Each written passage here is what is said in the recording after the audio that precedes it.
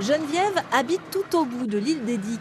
Alors ce sont les pompiers qui sont venus chercher la retraitée de 76 ans à domicile. Ah, bonjour Geneviève. Direction la mairie, transformée en centre de vaccination. Pour Geneviève, pas besoin de se déplacer sur le continent.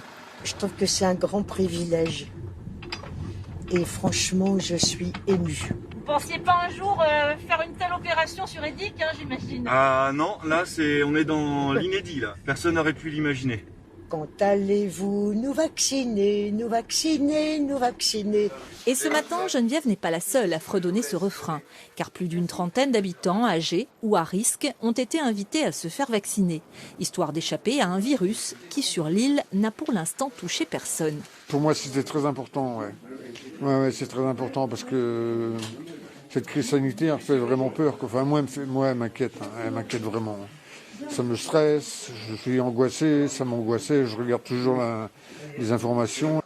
Et pour cette opération inédite, pas moins de 2 médecins, une infirmière, une pharmacienne et 3 pompiers ont fait le déplacement depuis le continent et avec eux les précieuses doses de vaccins.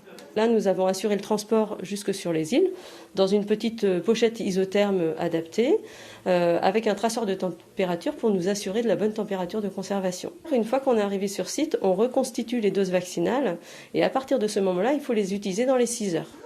Mais ce matin, l'opération a été menée en à peine 3 heures.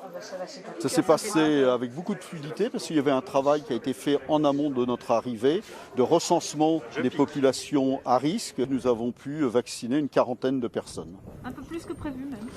Un peu plus que prévu, ce qui montre justement une très bonne réactivité des uns et des autres sur ce genre d'opération. Bon an, mal an, là on était un peu à l'étroit bien sûr, mais on a réussi à mettre en pratique ce qui était demandé. Pour le bien et des infirmiers, des médecins et des patients. Donc on ne va pas se plaindre, au contraire, je suis satisfait de cette matinée. L'équipe médicale, elle est repartie comme elle était venue, par les airs. Elle sera de retour à Edic mi-février, date prévue pour la 2e injection.